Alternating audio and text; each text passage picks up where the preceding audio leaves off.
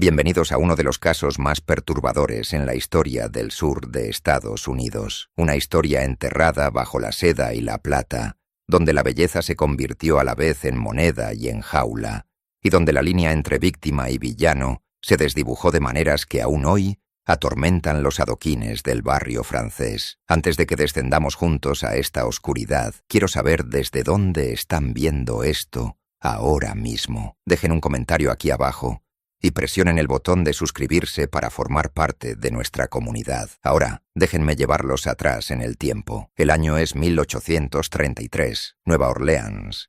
Respira con un ritmo distinto al de cualquier otra ciudad de la joven República Americana. El aire mismo parece espeso, no solo por la humedad subtropical que se pega a la piel como seda mojada, sino por algo más pesado, más complejo. El olor de las flores de magnolia se mezcla con el hedor de los canales de aguas negras abiertas que corren a lo largo de las calles sin pavimentar. El café tostándose en el mercado francés compite con el penetrante olor a sudor y miedo que emana de los bloques de subasta de esclavos en la calle Chatra. El río Mississippi, hinchado y marrón, revuelve junto a los diques llevando barcazas cargadas de algodón, azúcar y carga humana procedente de las plantaciones río arriba. Esta es una ciudad de máscaras y espejos donde la aristocracia criolla francesa mantiene sus elegantes pretensiones, incluso mientras los hombres de negocios estadounidenses dominan cada vez más los distritos comerciales. La arquitectura misma refleja esta dualidad. Edificios coloniales españoles con sus característicos balcones sobresalientes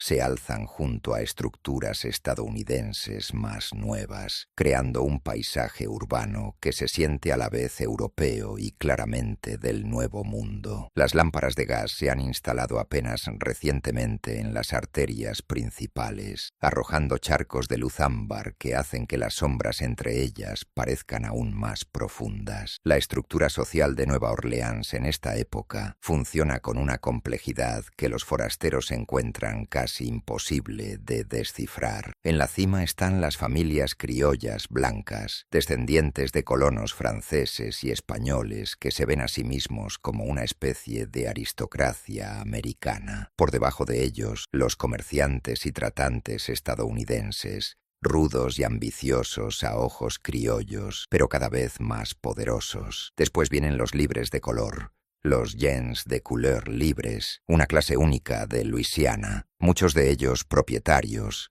artesanos calificados e incluso esclavistas ellos mismos. Y por último, en el fondo de esta jerarquía cuidadosamente mantenida, la población esclavizada, que representa casi el 40% de los habitantes de la ciudad. Pero existe dentro de este mundo ya estratificado una subcategoría que opera en su propia y extraña órbita. Las placées eran mujeres de color, a menudo de una belleza y refinamiento excepcionales, que entraban en arreglos formalizados con hombres blancos acomodados, relaciones que existían en una zona gris entre concubinato y matrimonio de hecho. Estas mujeres y sus hijas ocupaban un espacio peculiar en la sociedad de Nueva Orleans, ni completamente esclavizadas ni completamente libres, deseadas pero despreciadas, visibles y a la vez invisibles. Es en este mundo donde encontramos a nuestra figura central, aunque su nombre real se ha perdido en las deliberadas oscuridades de la historia. Los documentos judiciales se refieren a ella de diversas maneras, como Céline, la mujer de color conocida como C, y en una ocasión simplemente como la muchacha amarilla de aspecto poco común. Para nuestros propósitos la llamaremos Céline, aunque debemos recordar que incluso este nombre es una especie de máscara, un marcador para una identidad que nunca fue enteramente suya para reclamar. La vida documentada de Céline no comienza con su nacimiento, sino con su venta. Un registro de subasta del 1 de mayo de 1828 la describe en el lenguaje clínico de la tasación de propiedades. Una hembra de raza mixta, aproximadamente 14 años de edad, entrenada en servicio doméstico y costura, sin defectos conocidos, de notable limpieza. Fue comprada por la suma de $800, un precio extraordinario para la época, por un hombre llamado Etienne Laval, un próspero comerciante en el negocio de factoraje de algodón. La residencia de los Laval se alzaba en Royal Street, una estructura de 3 pisos con el típico diseño de patio interior de la arquitectura criolla. La planta baja albergaba la oficina comercial de Laval y una pequeña sala de contabilidad. El segundo piso contenía las áreas formales de la vivienda, un salón amueblado con muebles importados de Francia, un comedor con una mesa que podía sentar a 12 personas y una sala de música donde la esposa de Laval, Marguerite, daba clases de piano a las hijas de otras familias criollas. El tercer piso contenía las habitaciones privadas de la familia. El personal doméstico esclavizado, 7 personas incluyendo a Céline, ocupaba cuartos en la Garçonnière, un edificio separado en la parte trasera del patio. Según todos los relatos contemporáneos, la belleza de Céline no era solo excepcional, sino inquietante en su perfección. Una carta de un comerciante visitante de Filadelfia, conservada en una colección familiar en la Universidad de Tulane, describe el momento en que la vio abrir la puerta de la casa de los Laval. Fui recibido por una joven cuya apariencia me sobresaltó tanto que por un momento olvidé el propósito de mi visita. Sus facciones poseían una simetría que parecía casi matemática en su precisión, y su porte, aunque correctamente modesto, sugería una inteligencia que me resultaba incómoda de presenciar en alguien de su condición. Esta belleza, debemos entender, no era un regalo, sino una carga, no una fuente de poder, sino una marca que atraía la depredación. En la economía de la esclavitud, una apariencia excepcional aumentaba el valor monetario y al mismo tiempo incrementaba la vulnerabilidad. La apariencia de Céline la hacía a la vez más valiosa y más expuesta al peligro. Durante los primeros 3 años de su tiempo en la casa de los Laval, el registro documental no muestra nada inusual. Los registros de impuestos la enumeran entre la propiedad de la casa y el censo de la ciudad de 1830 confirma su presencia. Un recibo de una modista en la calle Rubón muestra la compra de 2 vestidos de algodón para trabajo y un vestido de domingo para una muchacha de la casa, cargados a la cuenta de Laval. La documentación rutinaria del cautiverio, poco notable en su horror, pero en el verano de 1831, las primeras notas discordantes empiezan a aparecer en el registro histórico. La señal más temprana no procede de un incidente dramático, sino de un permiso de obra presentado ante las autoridades de la ciudad. En junio de 1831, Etienne Laval solicitó permiso para realizar importantes renovaciones en las dependencias traseras de su propiedad en Royal Street. La solicitud de permiso en sí es rutinaria, pero una anotación en el margen, escrita con otra letra, dice: inspección eximida a petición del solicitante, tarifa estándar pagada más consideración adicional. La frase consideración adicional no aparece en ningún otro permiso de construcción de Nueva Orleans de ese año. Sugiere algo más allá del procedimiento normal, una transacción destinada a evitar el escrutinio. La obra comenzó en julio. Una entrada de diario de una vecina, Madame Thérèse Duclos, señala: el martilleo y el serrar de la propiedad de los Laval continúan después del anochecer, lo cual parece inusual. Marie dice que vio a los obreros llevando materiales por el portón cochera después de medianoche, lo cual seguramente no puede ser apropiado. Los trabajadores no procedían de la fuente habitual de artesanos negros esclavizados o libres que realizaban la mayor parte de la construcción en el barrio, sino de una cuadrilla traída desde Algiers, el barrio rudo al otro lado del río, una factura descubierta en la década de 1960, durante la renovación de un edificio en Royal Street. Muestra un pago a J. Rougon y cuadrilla por trabajos especializados de carpintería y albañilería, discreción y rápida finalización requeridas. La cantidad, $300.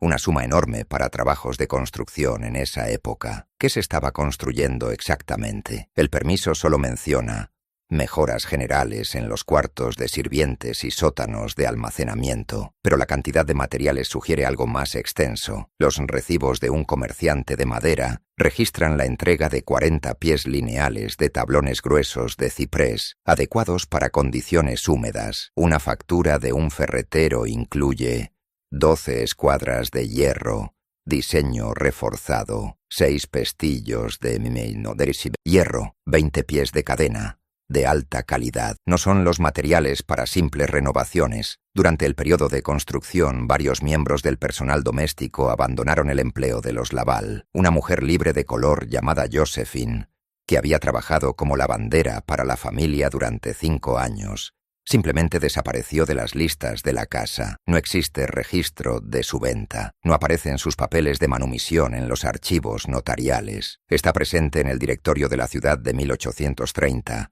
ausente en 1831, sin dejar rastro. Otro hombre esclavizado, un sirviente de casa llamado Baptiste, aparece en un aviso publicado en el Cabildo. Negro fugitivo llamado Baptiste, de 28 años, habla francés y algo de inglés. Visto por última vez vistiendo pantalones marrones y camisa blanca, puede estar intentando alcanzar territorio libre. Recompensa por su devolución. Los avisos de esclavos fugitivos eran comunes, pero lo que llamó la atención fue que Baptiste huyó en septiembre de 1831, durante la construcción, y el aviso fue publicado por el propio Laval, que normalmente recurría a cazadores de esclavos profesionales para esos asuntos. La recompensa ofrecida fue de solo $20, curiosamente baja para un sirviente de casa entrenado, cuyo valor de reposición habría superado con creces los $1. Sugiere que Laval quizá no esperaba que nadie lo buscara con demasiado empeño, o que la ausencia de Baptiste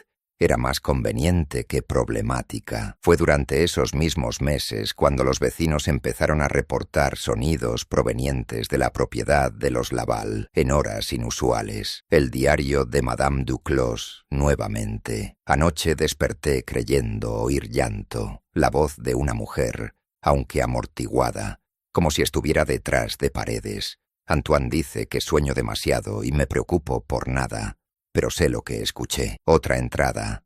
3 semanas después. Los sonidos otra vez. No son sueños. Marie Claire también los ha oído. Un ruido de arrastre, rítmico, como si algo estuviera siendo arrastrado por el suelo.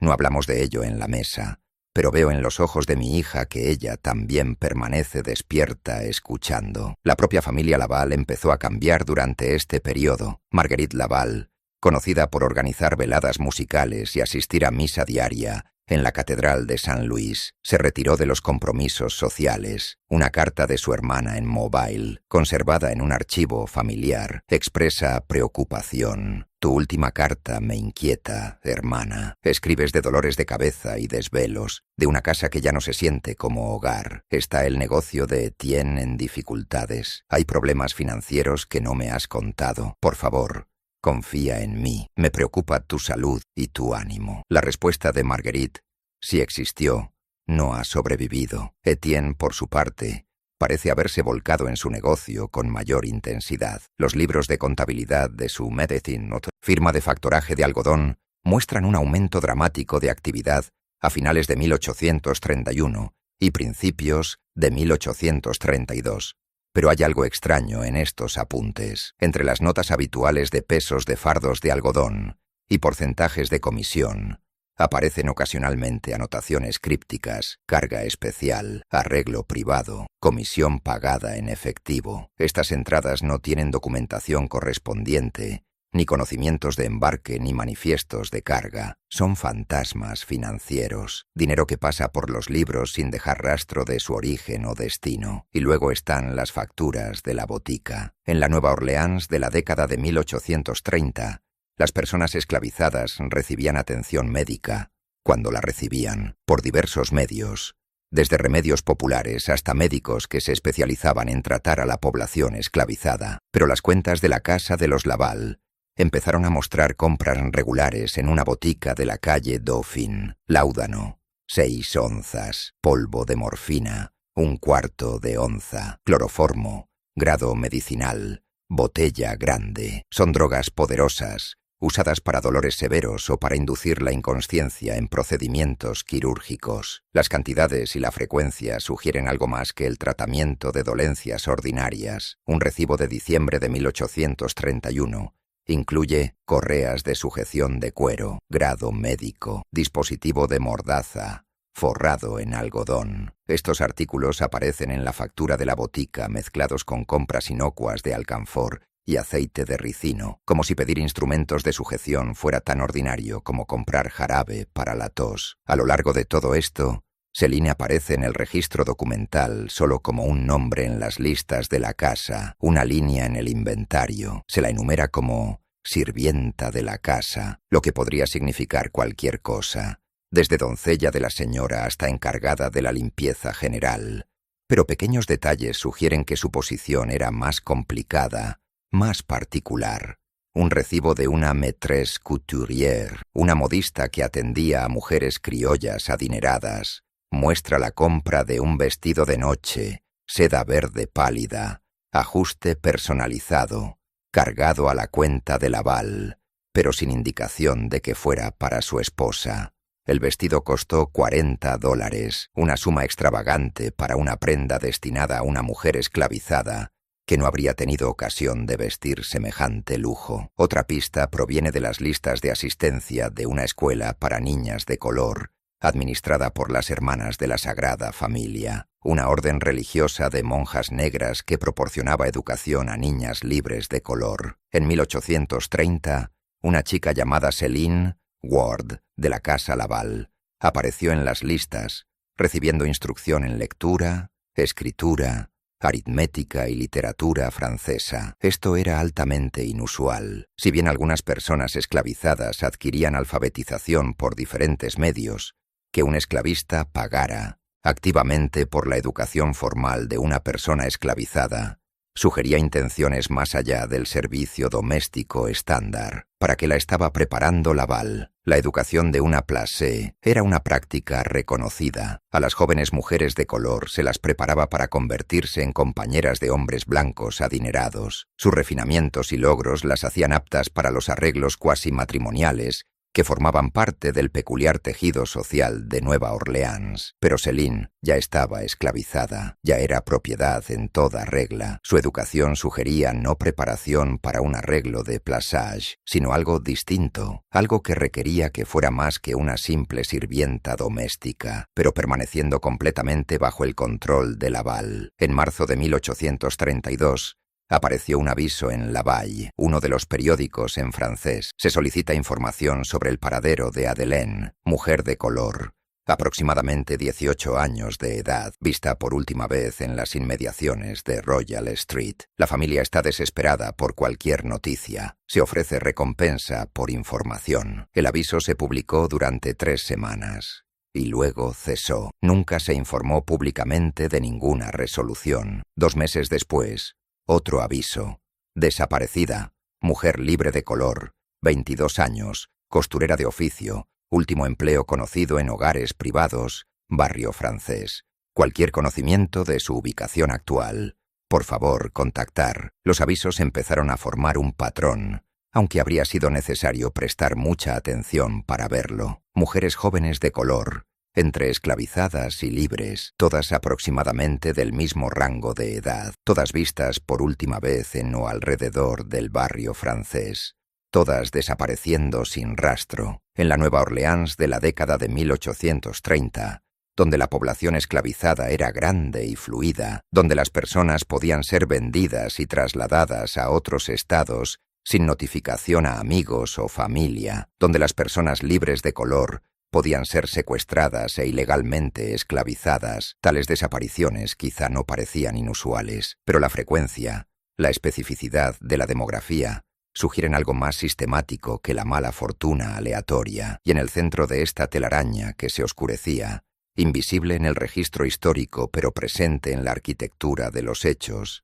estaba Céline, la muchacha cuya belleza la había hecho valiosa, cuyo valor la había hecho vulnerable, cuya vulnerabilidad estaba a punto de revelarse como algo mucho más oscuro, de lo que nadie podría haber imaginado. La primera evidencia directa de la vida interior de Céline proviene de una fuente que no debería existir, un diario. La alfabetización entre las personas esclavizadas era un asunto complicado en el sur, anterior a la guerra.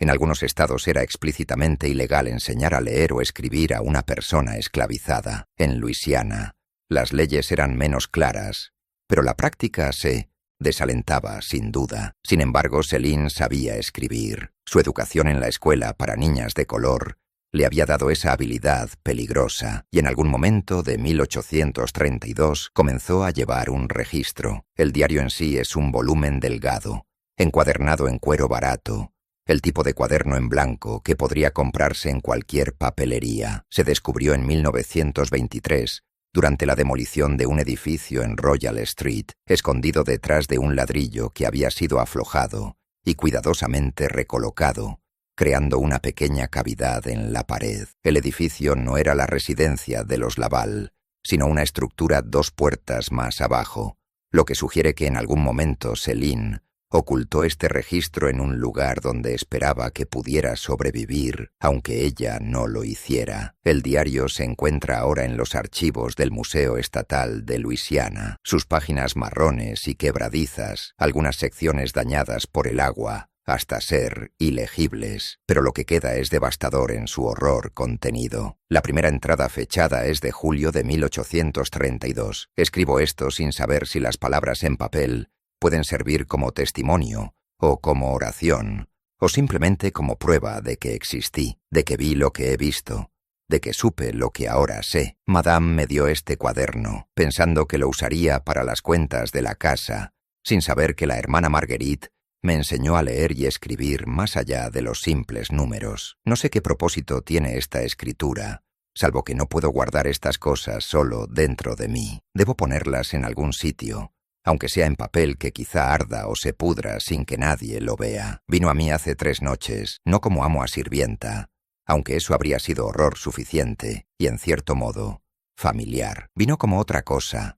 Me hizo preguntas sobre mi madre, a quien apenas recuerdo, sobre si sabía quién era mi padre, sobre si tenía hermanas. Me preguntó esas cosas mirándome no como a una persona, sino como a algo que estaba tasando, del mismo modo que mira las muestras de algodón en su oficina del almacén. Entonces dijo que yo tenía la fortuna de poseer una cualidad que serviría a un propósito mayor, que la belleza como la mía era rara y no debía desperdiciarse en un servicio ordinario. Sus palabras eran amables, pero sus ojos no. Eran los ojos de un hombre calculando la ganancia. La caligrafía aquí es cuidadosa, educada, la ortografía consistente, pero en entradas posteriores, a medida que el contenido se vuelve más perturbador, la escritura se deteriora. A veces las palabras están trazadas con tanta fuerza que rompen el papel. Una entrada de agosto de 1832. Hay cuartos debajo de la cocina cuya existencia yo desconocía. La construcción del verano pasado no fue para reparar lo que ya había, sino para crear algo nuevo. O quizá no nuevo, sino oculto, hecho invisible a la vista común. He visto esos cuartos ahora. No puedo dejar de verlos. Trajeron a una muchacha. Anoche escuché la carreta en el portón cochera después de medianoche. Se suponía que yo debía estar dormida, pero ya no duermo bien. Escuché voces, bajas y urgentes. Oí la voz de una mujer, confundida, preguntando a dónde la llevaban. Escuché la voz del amo, suave y tranquilizadora, diciendo que sería alojada aquí temporalmente, que había habido un problema con sus papeles, que debía permanecer en silencio unos días mientras se resolvía todo. Sabía que era una mentira. Lo sabía del mismo modo en que se sabe que se acerca una tormenta por la presión en el aire. Esta mañana me llamó a su despacho. Me dijo que sería responsable de atender a las invitadas, como las llamó, que les llevaría comida y agua 2 veces al día, que no diría nada a nadie, ni a Madame, ni a los otros sirvientes, ni a nadie en la calle, que mi lealtad sería recompensada, y mi desobediencia sería castigada de maneras que me harían desear la misericordia de una rápida venta a los campos. Le pregunté quiénes eran esas invitadas. Sonrió y dijo que eran inversiones, que yo era demasiado simple para entender la economía de ello, pero que debía comprender que ahora era parte de algo más grande, algo que se beneficiaba de la discreción. Bajé a esos cuartos esta tarde. Hay 4 celdas, cada una de quizá 1,80 por 2,40 metros, con puertas pesadas que se cierran con llave desde fuera. 3 están ocupadas. La muchacha de anoche está en una, sentada sobre un colchón delgado, con los ojos muy abiertos por el miedo. En otra celda hay una mujer mayor que yo, quizá de unos 25 años, que no levantó la vista cuando entré. En la tercera hay una chica que no puede tener más de 15, que lloró al verme y me rogó que le dijera a su familia dónde estaba. No le respondí, no podía responderle porque no sé a dónde enviar tal mensaje, y no sé si enviarlo la salvaría o solo aceleraría el destino que la espera. Las entradas del diario de este periodo se vuelven más fragmentadas, más desesperadas. Céline describe una rutina a la vez mundana y de pesadilla: llevar comida a las mujeres retenidas en celdas ocultas, vaciar bacines, atender ocasionalmente heridas. Describe a Laval trayendo hombres para ver a las cautivas, hombres que las examinan del mismo modo que los compradores examinan al ganado en la subasta, revisando dientes y piel, preguntando por salud e historial. Pero estas exhibiciones no conducen a ventas ordinarias. Las mujeres nunca son llevadas a los bloques de subasta públicos en la calle Chatra. Nunca aparecen en los registros notariales de ventas de esclavos. Simplemente desaparecen, llevadas en la noche, y nuevas mujeres ocupan su lugar. Una entrada de octubre de 1832 muestra a Céline empezando a comprender el alcance completo de lo que presencia. He estado llevando la cuenta, aunque me enferma hacerlo. En 3 meses, 17 mujeres han pasado por estas celdas. Algunas permanecen solo días, otras semanas. A cada una le cuentan historias distintas, que se están verificando sus papeles, que ha habido una complicación legal, que se las mantiene aquí por su propia seguridad mientras se resuelven disputas. A las más jóvenes, a las que están esclavizadas, no se les dice nada en absoluto, porque a la propiedad no se le debe explicación alguna. Pero yo he visto los libros de contabilidad. El amo no sabe que limpio su despacho, que puedo leer lo que deja sobre su escritorio. Hay códigos, letras y números que corresponden a transacciones. Cada mujer tiene una anotación, entregada a BR, pago final recibido, o enviada a Mobile, comisión cobrada, o, la más escalofriante, exportación a La Habana, precio premium. Están siendo vendidas fuera de los canales normales, fuera de la ley, en la medida en que ésta existe. Algunas son mujeres esclavizadas vendidas en violación de los derechos de sus dueños, propiedad robada.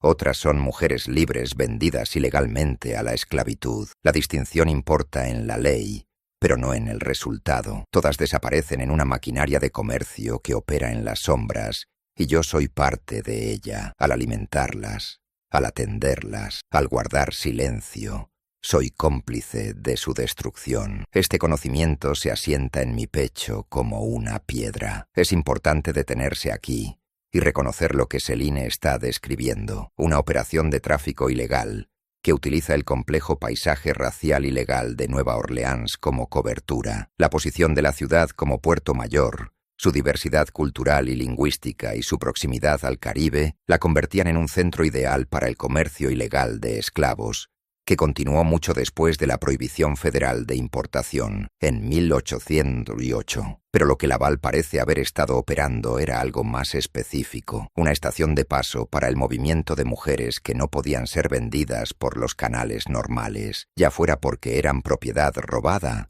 o porque eran legalmente libres, pero lo bastante vulnerables como para ser desaparecidas. La anotación «exportación a La Habana» es particularmente reveladora. Cuba siguió siendo una sociedad esclavista hasta 1886, y hubo un tráfico ilegal documentado de personas esclavizadas desde Nueva Orleans hacia las plantaciones azucareras cubanas. Las mujeres enviadas a Cuba habrían desaparecido de hecho de cualquier posibilidad de recuperación o rescate, enviadas a una jurisdicción extranjera sin recurso legal. Pero hay otro elemento en el relato de Céline que sugiere algo aún más oscuro. En noviembre de 1832, ella escribe: «Hoy vino un doctor, no un médico común, sino alguien a quien el amo llamó el cirujano. Este hombre trajo un estuche de cuero lleno de instrumentos. Bajó a las celdas y permaneció allí durante 3 horas. Se me ordenó asistirlo. No escribiré los detalles de lo que vi. No puedo. Las palabras contaminarían el papel,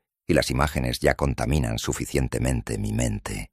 Diré solo que examinó a las mujeres de maneras que no tenían nada que ver con evaluar su salud para la venta. Las midió, tomó muestras de cabello y piel, hizo anotaciones sobre estructura ósea y coloración. Parecía estar catalogándolas según criterios que yo no alcanzaba a comprender. Cuando pregunté después al amo cuál era el propósito de ese examen, me dijo que algunos compradores tienen requisitos muy específicos, que los precios premium se obtienen igualando el producto de manera precisa con la demanda. Usó esas palabras, producto, demanda, como si discutiéramos sacos de café o rollos de tela. Una de las mujeres, la mayor, la que rara vez habla, me susurró mientras la ayudaba después. Dijo, está tratando de criarnos como caballos, ¿verdad? Tratando de averiguar qué combinaciones producen qué resultados. No le respondí, porque no sabía si tenía razón o estaba loca.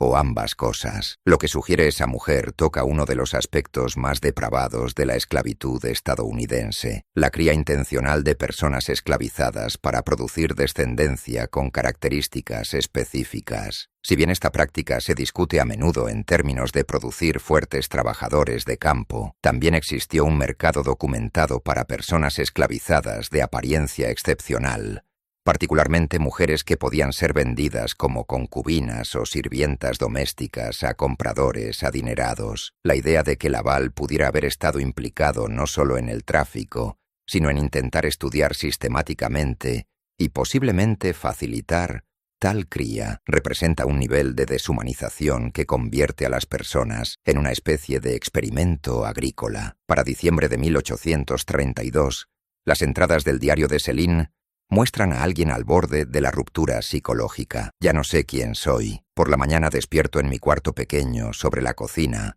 y me visto con la ropa de sirvienta. Realizo las tareas. Preparo café, sacudo alfombras, pulo la plata. Me muevo por la casa donde Madame me da instrucciones sobre airear la ropa de invierno o preparar el comedor para los invitados. Soy Céline, la sirvienta de la casa, obediente y casi invisible. Pero luego cae la noche y desciendo a esos cuartos y me convierto en otra persona, la guardiana de prisioneras, la cómplice de robo y tráfico, las manos que alimentan a mujeres mientras sus vidas están siendo vendidas. A veces imagino contárselo a Madame, imagino romper el silencio que el amo ha impuesto. ¿Pero qué diría? Que su marido está manejando una empresa criminal bajo sus pies, que el hogar que ella administra descansa sobre un fundamento de cautiverio oculto. ¿Me creería? ¿Le importaría? ¿O me vería solo como una esclava presuntuosa diciendo mentiras sobre su amo? Y si se lo dijera a las autoridades, que entonces yo misma soy propiedad. Mi testimonio no tiene peso legal, y el amo sabría de inmediato quién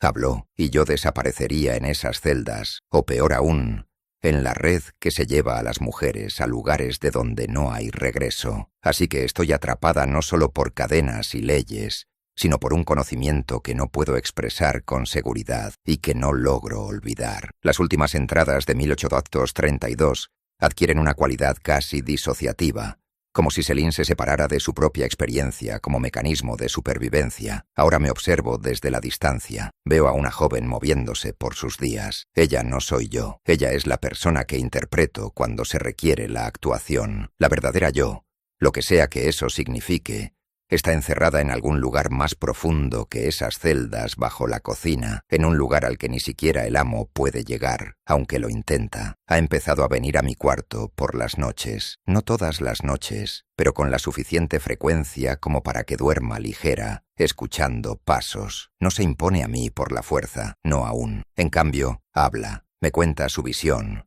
sus planes, habla de mí como si fuera socia en esta empresa, en lugar de otra de sus posesiones. Dice que soy especial, que mi apariencia, mi porte, mi educación, me hacen apta para un destino distinto al de las esclavas comunes. Dice que está arreglando algo para mí, una colocación con un caballero adinerado que aprecia la calidad. Dice que debo estar agradecida, que la mayoría en mi posición no tendría tales perspectivas. Lo que no dice, lo que no necesita decir, es que me está vendiendo del mismo modo que vende a las demás, pero disfrazándolo con el lenguaje de la oportunidad. Un arreglo de plasage, quizá, donde me convertiría en la mujer mantenida de algún hombre que quiere un adorno exótico, una forma gentil de tráfico, pero tráfico al fin. He considerado huir. He trazado las rutas en mi mente, por los corredores de servicio, por la puerta trasera, por las calles hasta el río, donde los barcos parten a diario hacia ciudades río arriba, donde podría desaparecer en territorio libre. Pero también he oído las historias de los fugitivos capturados y devueltos,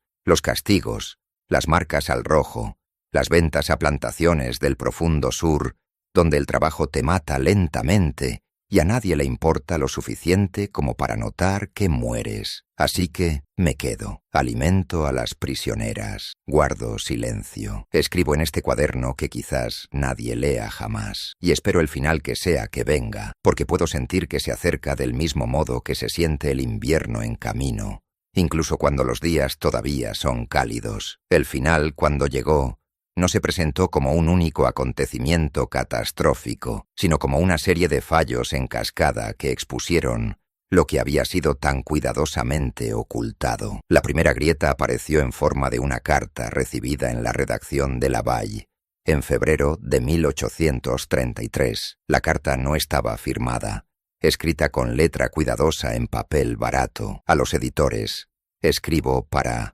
llamar su atención sobre ciertas propiedades en el barrio francés, donde se mantiene a mujeres de color contra su voluntad y se las vende mediante canales ilegales. No puedo dar mi nombre porque temo por mi seguridad, pero les ruego que investiguen hogares donde se haya construido nuevos sótanos o cuartos subterráneos en los últimos meses. Fíjense particularmente en aquellas propiedades donde los sirvientes han huido o desaparecido, donde los vecinos reportan sonidos extraños en la noche. El mal se esconde tras fachadas elegantes y nombres respetables. Alguien debe mirar más allá de las máscaras. El editor, un hombre llamado Auguste Dubourg, archivó la carta entre la correspondencia de excéntricos y teorías conspirativas que los periódicos recibían con regularidad. No investigó. En su defensa, la carta no proporcionaba direcciones concretas ni nombres, solo acusaciones vagas que podrían aplicarse a docenas de hogares. Y hacer acusaciones contra ciudadanos prominentes sin pruebas concretas era una forma segura de encontrarse demandado por difamación o algo peor. Pero la carta no fue la única advertencia. En marzo de 1833, una mujer libre de color llamada Delphine Mercier entró en la oficina del juez municipal, el City Recorder, y presentó una denuncia afirmando que su hermana, Josephine, había desaparecido tras ir a trabajar a una casa en Royal Street y no había sido vista desde entonces. Mercier proporcionó la dirección, la residencia de los Laval. El juez, siguiendo el protocolo, envió a un empleado a hacer averiguaciones. El empleado volvió con una declaración de Etienne Laval, afirmando que una mujer llamada Josephine efectivamente había trabajado como lavandera en la casa, pero que la había abandonado por voluntad propia más de un año antes. Laval presentó lo que parecía ser una carta de recomendación, fechada y firmada, que aseguraba haber entregado a Josephine al partir. La caligrafía coincidía con la mano de Josephine, según su hermana, pero la firma parecía forzada, temblorosa. El asunto podría haber terminado allí. La palabra de un comerciante blanco prominente pesaba muy distinto a las preocupaciones de una mujer libre de color en los tribunales de Nueva Orleans. Pero Delphine Mercier fue persistente.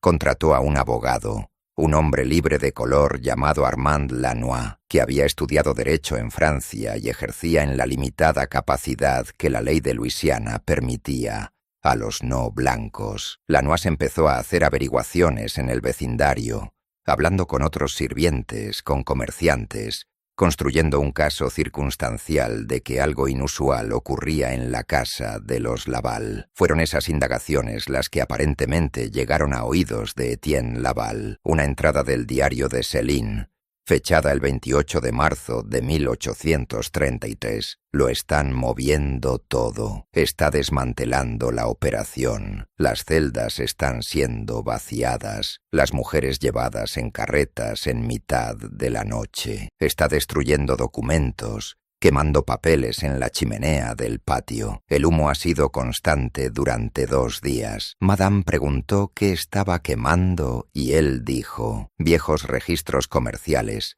limpieza de primavera. Estoy aterrorizada. No sé qué va a pasar con esas mujeres ni conmigo. No me ha hablado salvo para ordenarme limpiar los cuartos del sótano a fondo, eliminar cualquier rastro de ocupación. Debo restregar el suelo, encalar las paredes, hacer que parezca que esos espacios nunca fueron otra cosa que sótanos de almacenamiento. Soy cómplice de este borrado, pero ¿qué elección tengo? Estoy lavando la evidencia de crímenes que presencié y que no pude impedir. Cuando estos cuartos estén limpios, será como si nada de esto hubiera ocurrido, como si 17 mujeres no hubieran pasado por ellos, como si su sufrimiento no fuera real, porque no queda registro de él. He escondido este diario. Si algo me pasa, quizá alguien lo encuentre. Quizá alguien sabrá que esto fue real, que yo fui real, que ellas fueron reales, que existimos más allá de las mentiras y los libros de contabilidad. El 3 de abril de 1833, Armand Lanois presentó sus hallazgos al City Recorder, testimonio de 3 vecinos sobre sonidos extraños y actividad inusual nocturna, testimonio de un comerciante que había notado un patrón inusual de compras de alimentos de la casa de los Laval, declaración de un carretero que había transportado carga desde la residencia de los Laval hacia los muelles en 2 ocasiones y había sido pagado generosamente para no hacer preguntas. La evidencia era circunstancial, pero lo bastante inquietante como para que el juez emitiera una orden de inspección de la propiedad. En la tarde del 5 de abril de 1833, el City Recorder, acompañado de 2 alguaciles y de Armand Lanois, llegó a la residencia de los Laval para llevar a cabo el examen. Lo que encontraron, o más bien, lo que no encontraron, se convertiría en motivo de disputa legal durante meses. El informe oficial dice que la propiedad fue inspeccionada a fondo, incluyendo las dependencias de servicio y las áreas de sótano. No se descubrió evidencia alguna de actividad ilegal. No se encontraron celdas ocultas ni instalaciones de encarcelamiento. El sótano consistía en cuartos de almacenamiento ordinarios que contenían botellas de vino, alimentos conservados y suministros del hogar. Se entrevistó a los miembros esclavizados de la casa y todos afirmaron ser bien tratados y no conocer ninguna mala conducta. Etienne Laval cooperó plenamente con la inspección y expresó consternación de que tales acusaciones se hubieran hecho en su contra. Pero hay otros relatos. Una carta de Armand Lanois a un colega en Mobile, escrita una semana después de la inspección, cuenta una historia distinta. La inspección fue una farsa. Para cuando llegamos, cualquier cosa incriminatoria había sido retirada. Pude ver mortero fresco en las paredes del sótano donde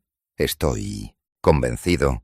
Se habían sellado puertas de celdas. La cal en las paredes estaba tan fresca que no se había secado completamente. Las personas esclavizadas a las que entrevistamos estaban aterrorizadas, sus respuestas claramente ensayadas. Una muchacha en particular, a la que llamaban Céline, no levantaba la vista para mirar a nadie. Cuando intenté hablar con ella en privado, Laval intervino, diciendo que era inapropiado interrogar a su propiedad sin su supervisión. Sé lo que había allí, sé lo que habríamos encontrado si hubiéramos llegado una semana antes, pero saber y probar son cosas diferentes, y la ley, tal como es, protege a hombres como Laval, mientras no ofrece protección alguna a las mujeres que han desaparecido. Las he fallado, todos las hemos fallado. El caso se cerró oficialmente el 12 de abril de 1833. No se presentaron cargos. La denuncia de Delphine Mercier fue desestimada por falta de pruebas. La reputación de Etienne Laval permaneció sin mancha. La maquinaria de la negación funcionó perfectamente, puliendo las grietas, manteniendo la fachada de respetabilidad. Pero el diario de Céline continúa, las entradas volviéndose más desesperadas y fragmentadas. Van a enviarme lejos. Escuché al amo y a Madame discutiendo anoche. Ella dijo que me había convertido en una carga, que mi presencia en la casa atraía la clase equivocada de atención. Él dijo que ya había hecho arreglos, que me iría dentro de la semana. No sé a dónde me están enviando. Él dice que a una casa en Mobile, a un caballero que ha encargado específicamente a alguien con mis cualidades. Pero no le creo. Creo que me está enviando a la misma red que consumió a las demás. Creo que estoy desapareciendo porque sé demasiado y no se puede confiar en que permanezca en silencio. Escribo esta entrada final en la madrugada del 14 de abril. Si este diario alguna vez se encuentra, por favor sepan que no fui de buen grado a la oscuridad que me esperaba. Por favor sepan que las mujeres que desaparecieron de este lugar eran personas reales, con nombres y familias y futuros que les fueron robados.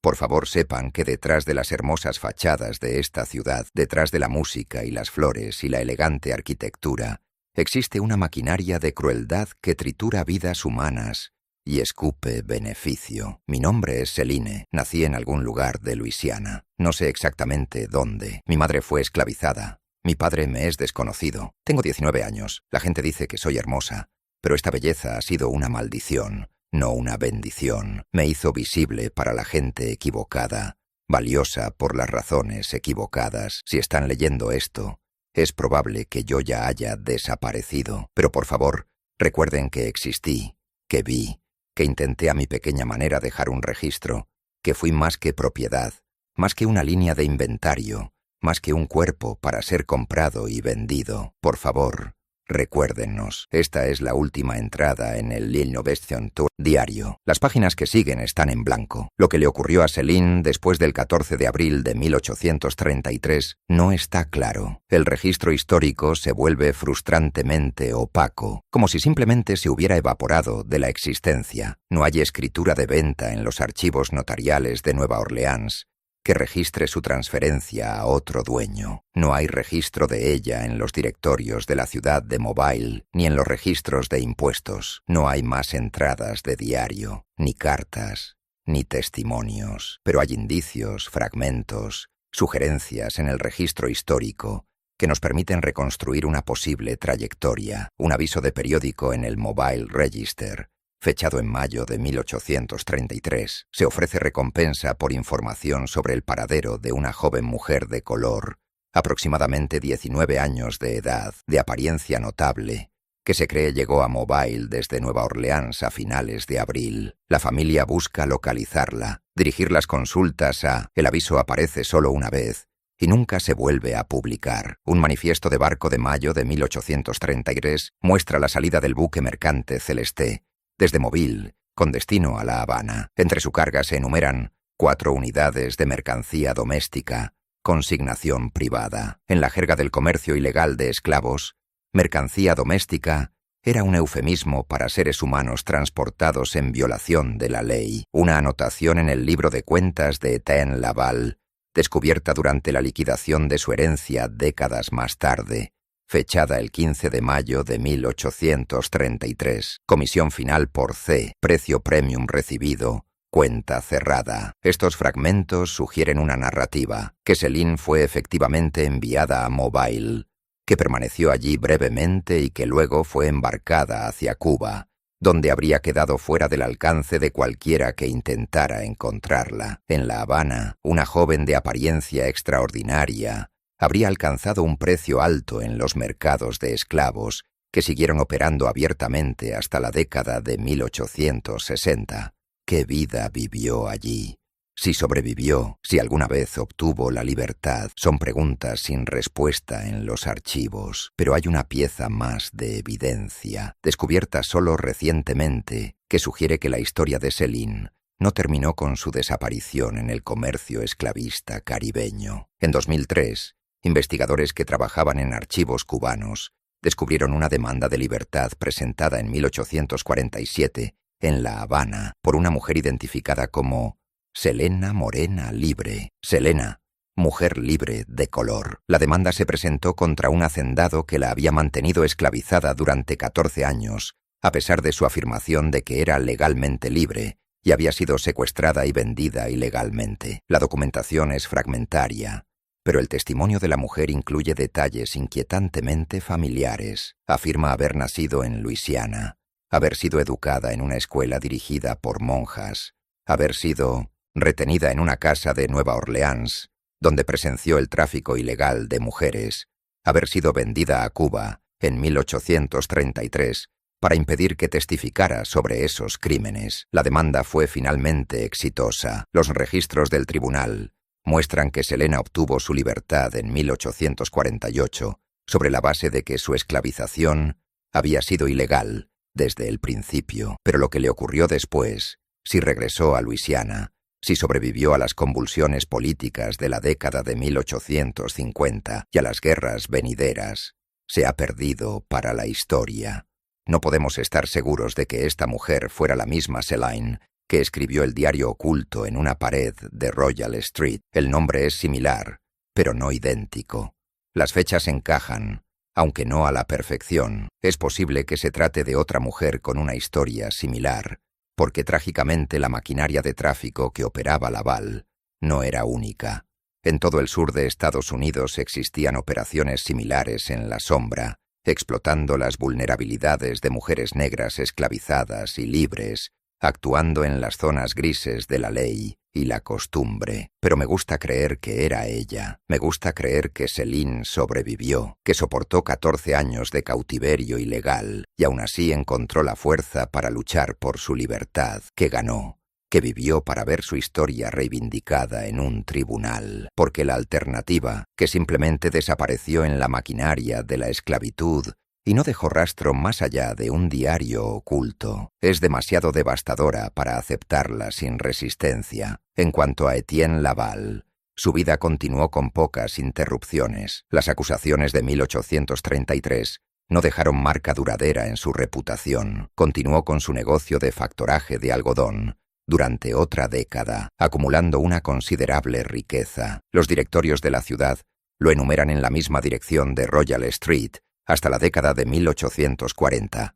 Formó parte de la junta de un banco local. Donó dinero para la construcción de una nueva catedral. En todos los documentos públicos aparece como un comerciante respetable, un pilar de la comunidad. Murió en 1851, a los 63 años, de fiebre amarilla durante una de las epidemias periódicas de la ciudad. Su obituario en el Daily Picayune lo describía como un caballero de las antiguas familias criollas, cuya capacidad empresarial y contribuciones cívicas enriquecieron nuestra ciudad. No hay mención alguna de la investigación de 1833, ni rastro de las acusaciones que en un momento amenazaron su reputación. Su viuda, Marguerite, murió 2 años después. El inventario de la herencia enumera la acumulación típica de un hogar adinerado: muebles, plata, arte, propiedades y 15 personas esclavizadas cuyos nombres figuran solo como líneas en una columna de activos. La propiedad de Royal Street cambió de manos varias veces en las décadas siguientes. Durante la Guerra Civil y la Reconstrucción,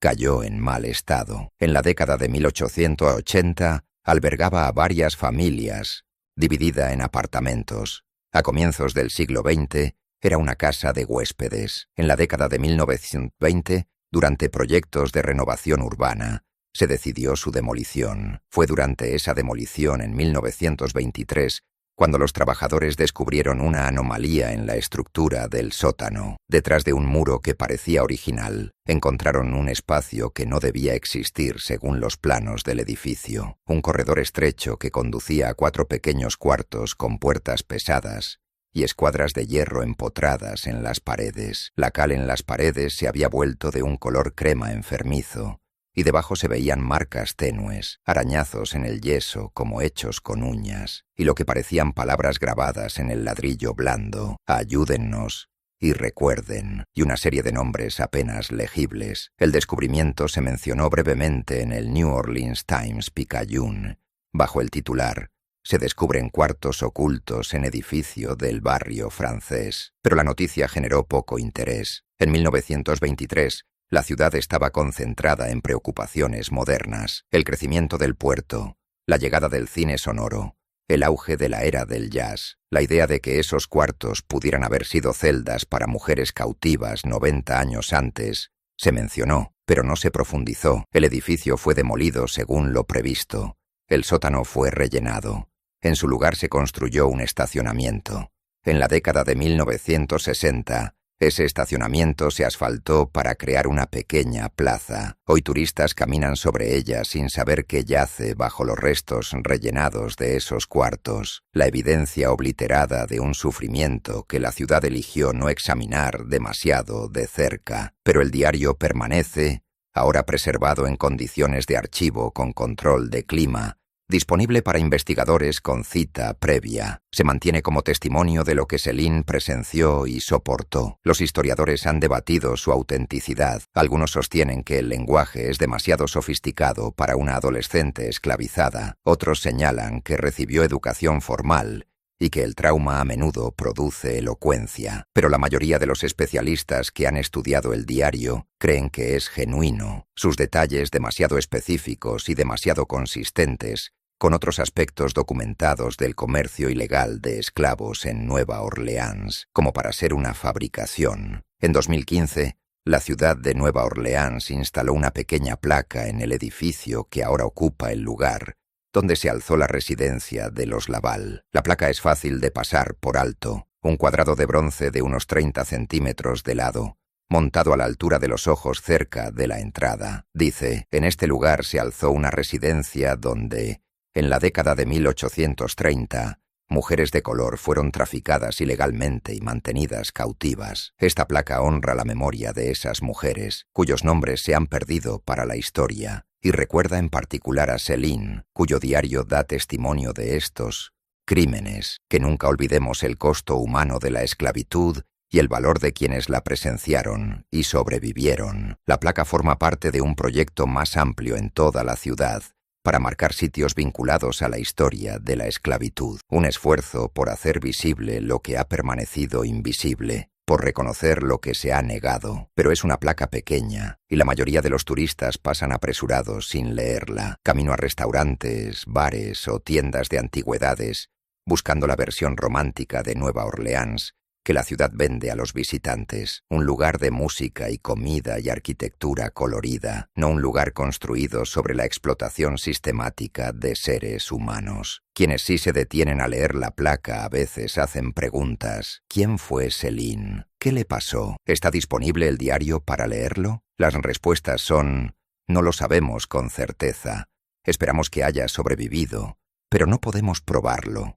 Y sí, pero hay que pedir cita en el archivo y el material es frágil, así que el acceso es limitado. A veces, tarde en la noche, la gente que trabaja en los edificios cercanos a ese sitio dice oír sonidos, llanto, rasguños, susurros en la oscuridad. Estas historias circulan en la comunidad, difusamente organizada, de guías de tours de fantasmas y de investigadores paranormales de Nueva Orleans. El sitio no está en los tours oficiales de fantasmas porque la historia es demasiado oscura, demasiado real, demasiado cruda para el tipo de relato orientado al entretenimiento que la mayoría de los tours ofrecen. Pero las historias persisten de todos modos, transmitidas de boca en boca, del mismo modo en que la memoria popular conserva verdades que la historia oficial intenta enterrar. Las historias dicen que las mujeres que desaparecieron de ese lugar dejaron algo atrás, no solo evidencia física en forma de arañazos en las paredes y cadenas fijadas a la piedra, sino algo menos tangible, una presencia, un duelo que se impregnó en los cimientos y no puede ser borrado del todo, ni siquiera por la demolición y el tiempo. No soy creyente en fantasmas en el sentido convencional, pero sí creo que los lugares guardan recuerdos, que el trauma deja huellas, que el pasado nunca está tan enterrado como nos gustaría pensar. Creo que cuando caminamos por el barrio francés, con su belleza y su música y sus fachadas históricas cuidadosamente mantenidas,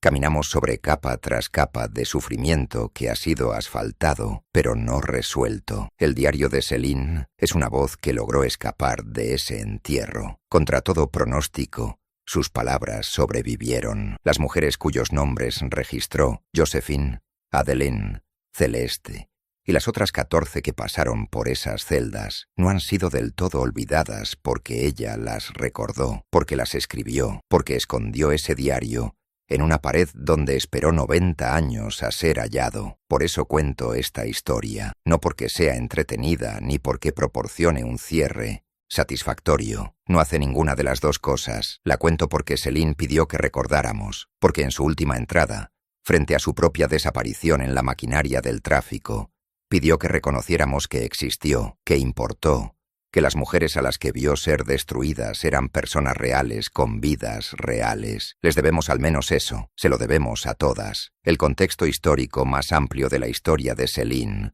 Revela cuán común fue su experiencia, cuán sistemática la explotación que presenció y cuán profundamente arraigada estaba en la estructura económica y social del sur anterior a la guerra. Nueva Orleans, en la década de 1830, era una de las ciudades más ricas de Estados Unidos. Su prosperidad, construida casi enteramente sobre el trabajo de personas esclavizadas y el comercio de la esclavitud. La ciudad era un gran centro de comercio de esclavos, con más de 2 docenas de mercados operando abiertamente. Pero junto a este comercio legal, operaba una extensa red ilegal. La prohibición federal de importar personas esclavizadas de África llevaba vigente desde 1808, pero el contrabando continuó a través del puerto de Nueva Orleans durante décadas. Además, el secuestro y la esclavización ilegal de personas negras libres era un problema documentado en todo el sur, especialmente en ciudades con grandes poblaciones negras libres como Nueva Orleans. El tráfico de mujeres, específicamente para explotación sexual, para servicio doméstico, para arreglos forzados de plasage, fue una parte de este comercio ilegal que ha recibido menos atención histórica que otros aspectos de la esclavitud, pero existió y operó precisamente del modo que describe Céline, mediante redes de individuos aparentemente respetables que mantenían instalaciones ocultas, que movían mujeres mediante cadenas de transacciones que no dejaban rastro legal, que explotaban la vulnerabilidad legal de mujeres de color, tanto esclavizadas como libres. La investigación reciente ha empezado a examinar esta historia más directamente. Los estudiosos han encontrado evidencia de operaciones similares en Charleston, Richmond y Mobile. Los registros judiciales muestran en ocasiones procesos por secuestro de personas libres de color, aunque los enjuiciamientos exitosos fueron escasos y las condenas leves. El testimonio en estos casos describe sistemas notablemente similares a lo que presenció Celan: celdas ocultas,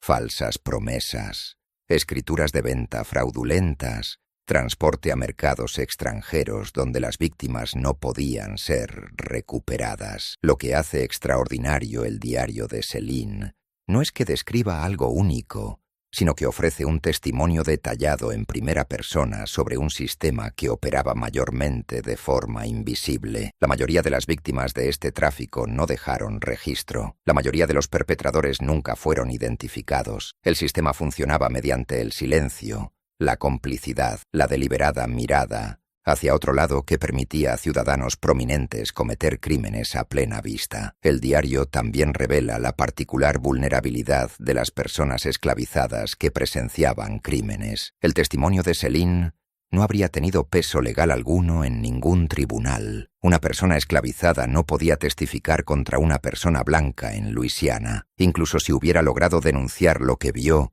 no habría tenido protección alguna contra represalias. Su condición de esclavizada la convertía simultáneamente en la testigo perfecta. Lo veía todo. Y en la testigo más impotente, no podía decir nada que fuera escuchado oficialmente. Por eso creo que escribió el diario, porque la escritura era la única forma de testimonio disponible para ella. El diario no estaba destinado a ser leído de inmediato, ni a presentarse como prueba en un juicio. Estaba destinado a sobrevivirla, a servir como registro para algún momento futuro en el que quizá pudiera ser escuchado. Y 90 años después fue encontrado. Y 190 años después lo estamos leyendo. Estamos oyendo su voz, estamos atestiguando su testimonio. Esto no es justicia. La justicia habría sido detener el tráfico mientras ocurría, procesar a Laval, liberar a las mujeres, proporcionar reparación, pero en ausencia de justicia, al menos existe esto: la memoria, el reconocimiento, la negativa a permitir que la historia se borre por completo. Quiero terminar volviendo a la cuestión de la belleza, porque es central en la historia de Céline, de formas fáciles de pasar por alto. Céline fue traficada porque era hermosa.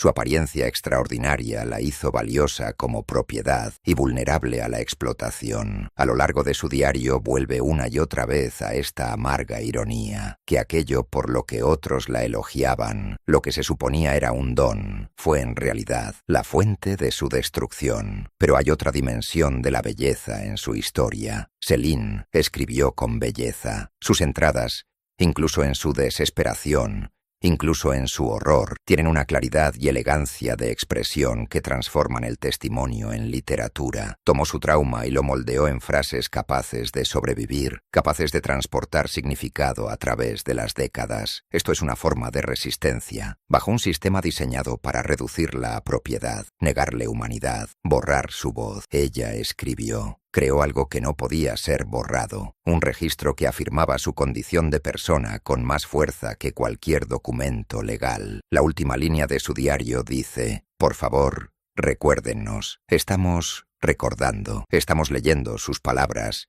estamos pronunciando los nombres que registró, estamos reconociendo que lo que ocurrió en aquella casa de Royal Street fue real, criminal y terrible. Céline quería ser más que propiedad, quería ser vista como persona, como testigo, como voz, y ahora, casi 2 siglos después, lo es. Su diario reposa en un archivo donde los historiadores lo estudian, donde estudiantes lo leen, donde contribuye a nuestro entendimiento de cómo operó la esclavitud, no solo en los campos de algodón, sino en los espacios ocultos de las ciudades, en los sótanos de las casas elegantes, en redes de explotación que las historias convencionales a menudo pasaron por alto. Esto es lo que sobrevive: palabras sobre papel, testimonio entregado al futuro, belleza transformada de maldición en resistencia. Recuerden a Céline, recuerden a las mujeres que vio ser traficadas, recuerden que esto ocurrió, que fue real,